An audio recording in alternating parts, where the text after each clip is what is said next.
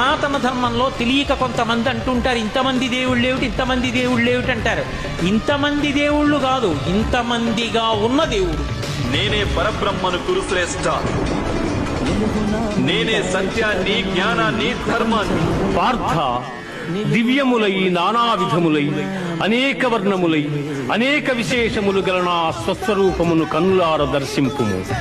దేవా, ఎల్ల దేవతలు, ఎల్ల ప్రాణులు, బ్రహ్మాదులు, ఋషీశ్వరులు, వాసుకి మొదలుగుగా గల ఎల్ల సర్పములు నీ యందు నాకు గోచరమగుతున్నవి. ఈశ్వర, నీ విశ్వరూపము అనేక బాహువులతో, ఉదరములతో, ముఖములతో ఒప్పియున్నది. అట్లయ్యూ నీ ఆకారమున ఆద్యంత మధ్యమములను గుర్తింపదాలకున్నాను. కోరలచే భయంకరమై ప్రళయాగ్ని సమానములైన నీ ముఖములను చూచుట వలన నాకు దిక్కులు తెలియకున్నవి. కాన ప్రభో, నా యందు దయయుంచి నాకు ప్రసన్నుడవు కమ్ము.